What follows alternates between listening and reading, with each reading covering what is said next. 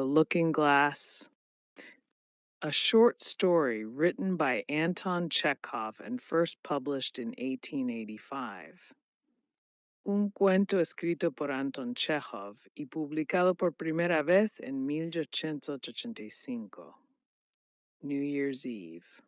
Nellie, the daughter of a landowner and general, a young and pretty girl, dreaming day and night of being married, was sitting in her room, gazing with exhausted, half-closed eyes into the looking glass. Nochevieja. Nelly, la hija de un terrateniente y general, una joven bonita que soñaba día y noche con casarse, estaba sentada en su habitación, mirando con ojos agotados y entrecerrados al espejo. She was pale, tense, and as motionless as the looking glass. Estaba pálida, tensa e inmóvil como el espejo. The non-existent but apparent vista of a long, narrow corridor with endless rows of candles, the reflection of her face, her hands, of the frame, all this was already clouded in mist and merged into a boundless gray sea. La vista inexistente pero aparente de un largo y estrecho pasillo con filas interminables de velas, el reflejo de su rostro, sus manos, el marco, todo esto ya estaba cubierto de niebla y se fundía en un mar gris sin límites. The sea was undulating, gleaming, and now and then flaring crimson. El mar ondulaba, brillaba y de vez en cuando se tornaba carmesí. Looking at Nellie's motionless eyes and parted lips, one could hardly say whether she was asleep or awake, but nevertheless she was seeing. Mirando los ojos inmóviles de Nellie y sus labios entreabiertos, apenas se podía decir si estaba dormida o despierta, pero sin embargo estaba viendo. At first, she saw only the smile and soft, charming expression of someone's eyes.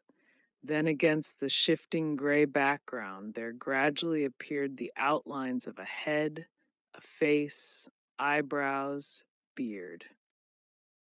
Al principio solo veía la sonrisa y la suave y encantadora expresión de los ojos de alguien.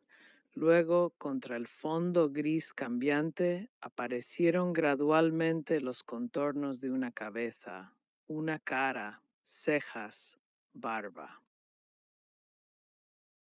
It was he, the destined one, the object of long dreams and hopes. Era él, el destinado, el objeto de largos sueños y esperanzas. The destined one was for Nellie everything, the significance of life, personal happiness, career, fate. El destinado era para Nellie todo, el significado de la vida, la felicidad personal, la carrera, el destino. Outside him, as on the gray background of the looking glass, all was dark, empty, meaningless. Fuera de él, como en el fondo gris del espejo, todo era oscuro, vacío, sin sentido. And so it was not strange that, seeing before her a handsome, gently smiling face, she was conscious of bliss, of an unutterably sweet dream that could not be expressed in speech or on paper.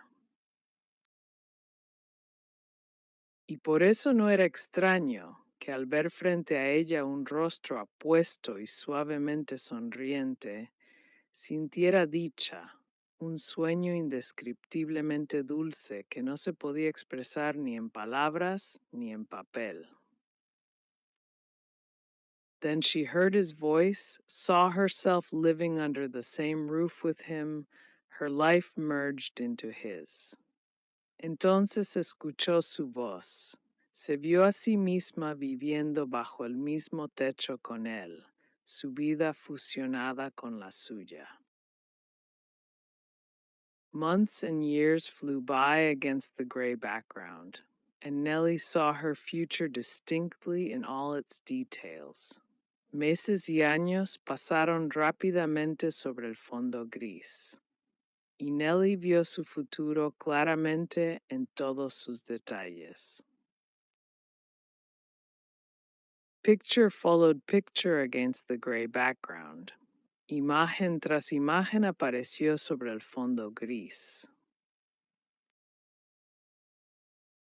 Now Nellie saw herself one winter night knocking at the door of Stepan Lukic, the district doctor. Ahora Nellie se veía a sí misma una noche de invierno llamando a la puerta de Stepan Lukic, el médico del distrito. The old dog hoarsely and lazily barked behind the gate. El viejo perro ladraba ronca y perezosamente detrás de la puerta.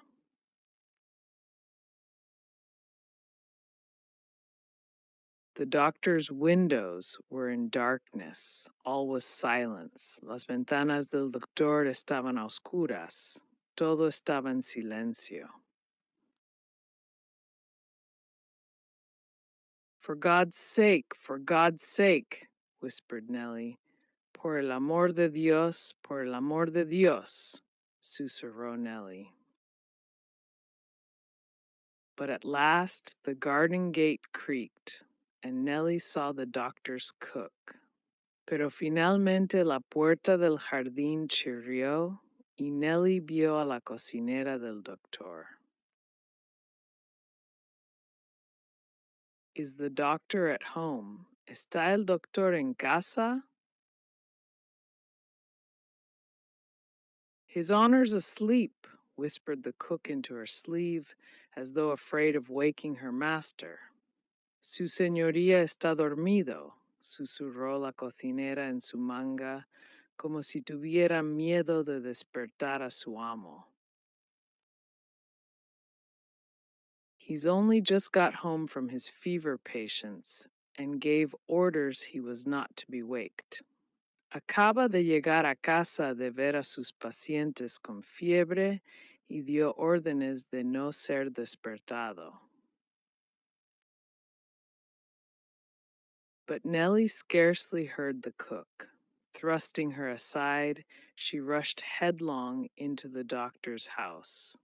Pero Nellie apenas escuchó a la cocinera. Apartándola a un lado, se precipitó de cabeza en la casa del doctor.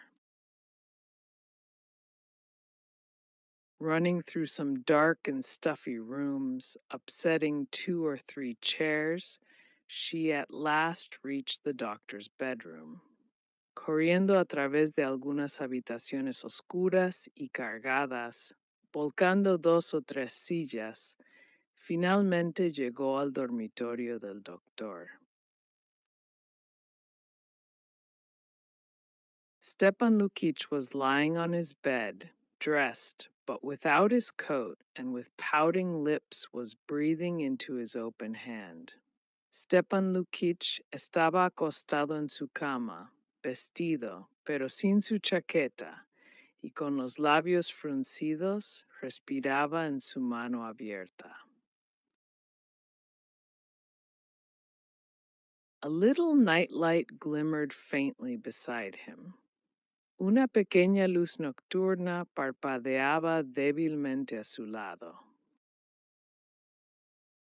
Without uttering a word, Nellie sat down and began to cry. Sin decir una palabra, Nellie se sentó y comenzó a llorar. She wept bitterly, shaking all over. Lloraba amargamente, temblando por completo. My husband is ill, she sobbed out. Mi esposo está enfermo, sollozó. Stepan Lukic was silent. He slowly sat up, propped his head on his hand, and looked at his visitor with fixed, sleepy eyes. Stepan Lukic guardó silencio. Lentamente se incorporó, apoyó su cabeza en su mano y miró a su visitante con ojos fijos y adormilados. My husband is ill, Nellie continued, restraining her sobs. For mercy's sake, come quickly. Make haste. Make haste. Mi esposo está enfermo, continuó Nellie, conteniendo sus sollozos. Por el amor de Dios, venga rápido. Apresúrese, apresúrese. Eh? Growled the doctor, blowing into his hand. Eh? Gruñó el doctor, soplando en su mano. Come, come this very minute, or it's terrible to think for mercy's sake. Venga, venga en este mismo minuto, o es terrible pensarlo por el amor de Dios. And pale, exhausted Nellie, gasping and swallowing her tears, began describing to the doctor her husband's illness, her unutterable terror. Y Nellie, pálida y exhausta, jadeando y tragándose las lágrimas, comenzó a describirle al doctor la enfermedad de su esposo, su indescriptible terror.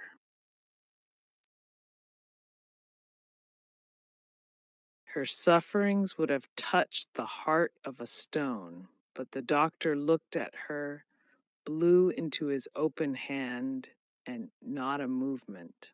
Sus sufrimientos habrían conmovido el corazón de una piedra, pero el doctor la miraba.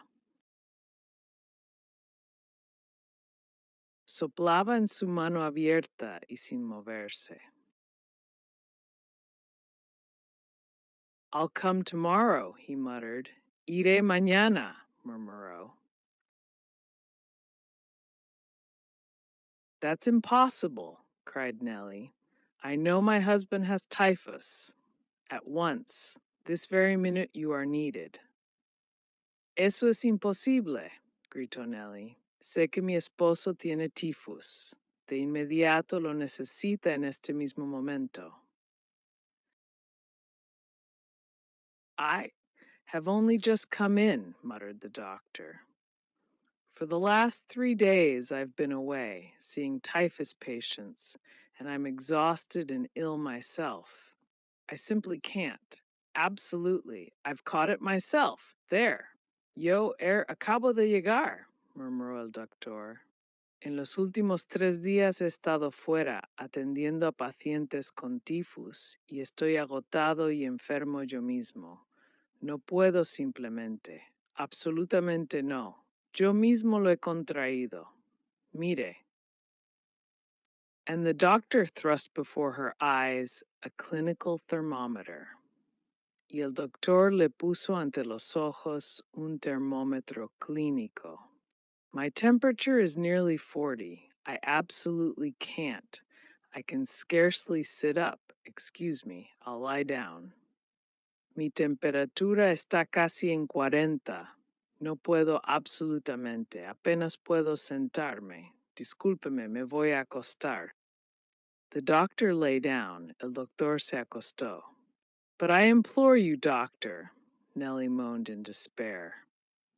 I beseech you, help me for mercy's sake. Make a great effort and come. I will repay you, doctor. Pero se lo imploro, doctor. Nellie gimió en desesperación. Se lo ruego. Ayúdeme por el amor de Dios. Haga un gran esfuerzo y venga. Le recompensaré, doctor. Oh, dear. Why, I've told you already. Ah! Ay, Dios mío. ¿Por qué si ya se lo he dicho? Ah! Nellie leapt up and walked nervously up and down the bedroom. Nellie saltó y caminaba nerviosamente de un lado a otro en el dormitorio. She longed to explain to the doctor, to bring him to reason. She thought if only he knew how dear her husband was to her and how unhappy she was, he would forget his exhaustion and his illness. Ansiaba explicarle al doctor, hacerle entrar en razón. Pensaba que si solo supiera lo querido que era su esposo para ella y lo infeliz que estaba, él olvidaría su agotamiento y su enfermedad. But how could she be eloquent enough? Pero ¿cómo podría ser lo suficientemente elocuente? Go to the Semstvo doctor, she heard Stepan Lukic's voice. Vaya al doctor del Semstvo, escuchó la voz de Stepan Lukic. That's impossible. He lives more than 20 miles from here, and time is precious, and the horses can't stand it. It is 30 miles from us to you, and as much from here to the Zemstvo doctor. No, it's impossible. Come along, Stepan Lukic. I ask of you an heroic deed. Come perform that heroic deed. Have pity on us. Eso es imposible. Vive a más de 20 millas de aquí y el tiempo es precioso. Y los caballos no lo soportarían. Hay 30 millas de distancia entre nosotros y usted y lo mismo desde aquí hasta el doctor del Semstvo. No es imposible. Venga, Stepan Lukic. Le pido una hazaña heroica. Venga, realice esa hazaña heroica. Tenga piedad de nosotros. It's beyond everything. I'm in a fever. My head's in a whirl, and she won't understand. Leave me alone. Esto es el colmo. Tengo fiebre. Mi cabeza da vueltas, y ella no lo entiende. Déjame en paz. But you are in duty bound to come. You cannot refuse to come. It's egoism. A man is bound to sacrifice his life for his neighbor, and you refuse to come. I will summon you before the court. Pero tienes el deber de venir. No puedes negarte a venir. Es egoísmo. Un hombre está obligado a sacrificar su vida por su prójimo, y tú te niegas a venir. Te citaré ante el tribunal. Nellie felt that she was uttering a false and undeserved insult, but for her husband's sake, she was capable of forgetting logic, tact, sympathy for others. In reply to her threats, the doctor greedily gulped a glass of cold water. Nellie sintió que estaba lanzando una ofensa falsa e inmerecida, pero por el bien de su esposo era capaz de olvidar la lógica, el tacto y la simpatía por los demás. En respuesta a sus amenazas, el doctor bebió ávidamente un vaso de agua fría. Nellie fell to entreating and imploring like the very lowest beggar. At last, the doctor gave way. He slowly got up, puffing and panting, looking for his coat. Nellie comenzó a suplicar y rogar como el más humilde mendigo. Al final el doctor cedió. Se levantó lentamente, resoplando y jadeando, buscando su abrigo. Here it is, cried Nellie, helping him. Let me put it on to you. Come along, I will repay you. All my life I shall be grateful to you. Aquí está, gritó Nellie, ayudándolo. Déjame ponértelo. Vamos, te lo pagaré. Toda mi vida te estaré agradecida. But what agony! After putting on his coat, the doctor lay down again. Nellie got him up and dragged him to the hall. Then there was an agonizing to-do over his goloshes, his overcoat, his cap was lost. ¡Qué agonía! Después de ponerse el abrigo, el doctor se volvió a acostar. Nellie lo levantó y lo arrastró hasta el vestíbulo. Luego hubo una angustiosa lucha con sus galochas, su abrigo, su gorra estaba perdida. But at last Nellie was in the carriage with the doctor. Now they had only to drive 30 miles, and her husband would have a doctor's help. Pero por fin Nellie estaba en el carruaje con el doctor. Ahora solo tenían que recorrer 30 millas, y su esposo tendría la ayuda de un doctor. The earth was wrapped in darkness. One could not see one's hand before one's face. A cold winter wind was blowing. There were frozen lumps under their wheels. The coachman was continually stopping and wondering which road to take.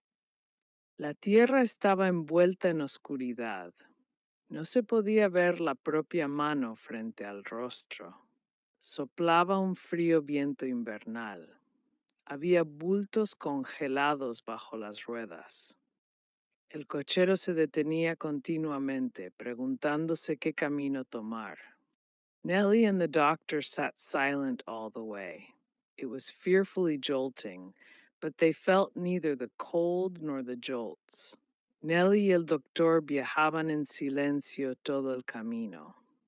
El trayecto era terriblemente accidentado, pero no sentían ni el frío ni los sacudones. Get on, Nellie implored the driver. Vamos, vamos, imploraba Nellie al conductor. At 5 in the morning, the exhausted horses drove into the yard. Nellie saw the familiar gates, the well with the crane, the long row of stables and barns. At last, she was at home. A las 5 de la mañana, los caballos exhaustos entraron en el patio. Nellie vio las puertas familiares, el pozo con la grúa, la larga fila de establos y graneros. Finalmente estaba en casa. Wait a moment. I will be back directly, she said to Stepan Lukic, making him sit down on the sofa in the dining room. Sit still and wait a little, and I'll see how he is going on. Espera un momento.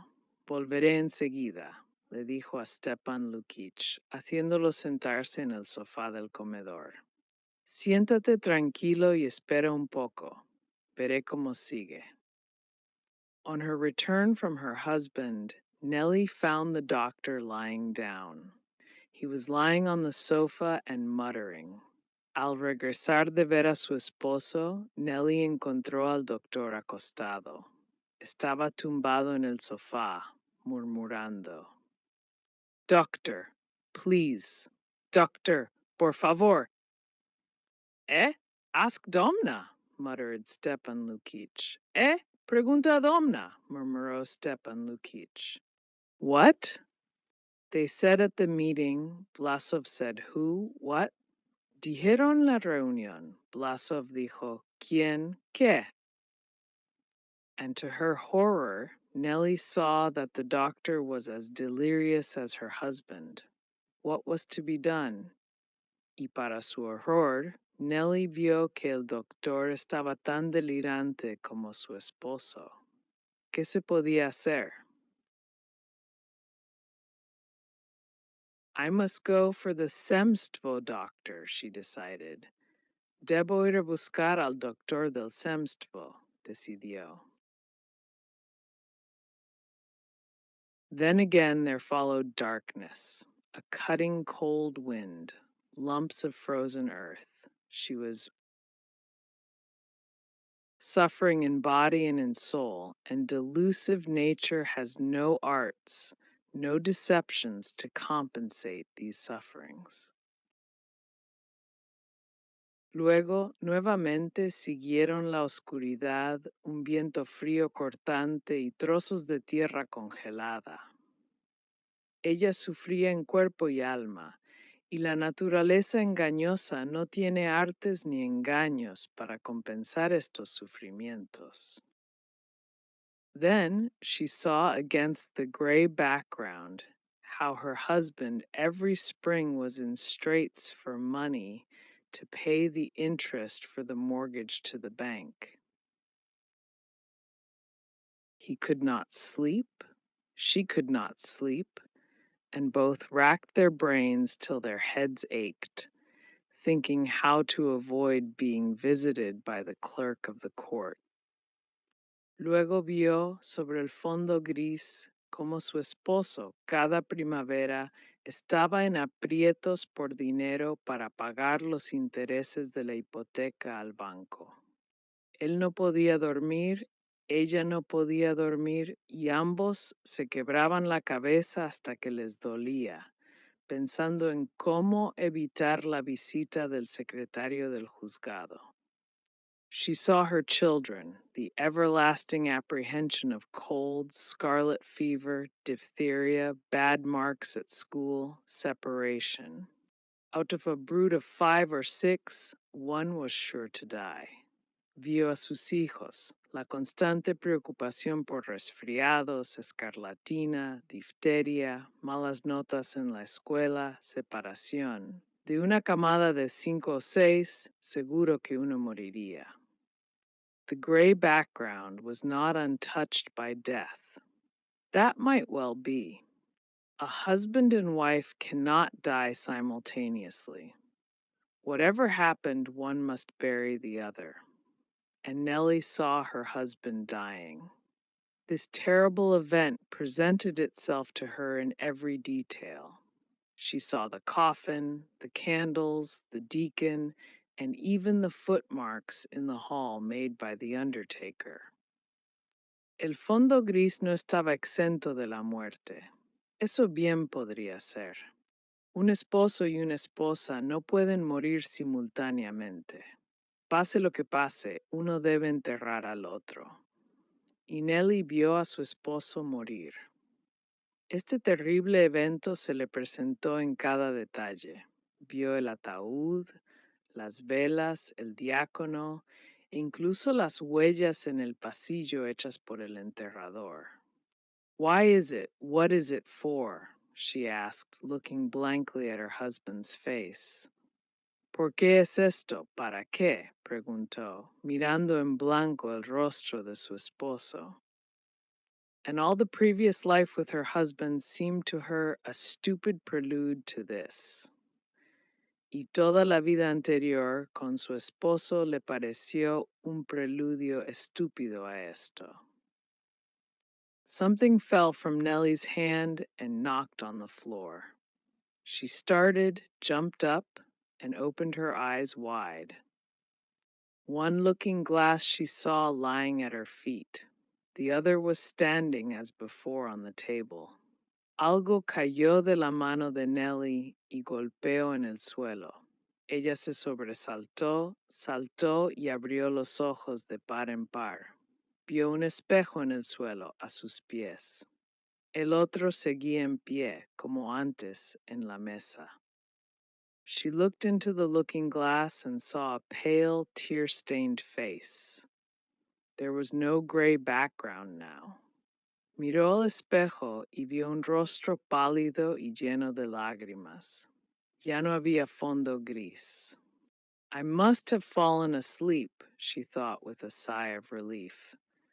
Debo haberme quedado dormida, pensó con un suspiro de alivio. Thank you for listening. Remember to subscribe for more content and more opportunities to improve your Spanish through listening whilst you commute, work out, or wash the dishes. Have a wonderful day, and we will see you next time. Que tengas un día maravilloso y nos vemos la próxima vez.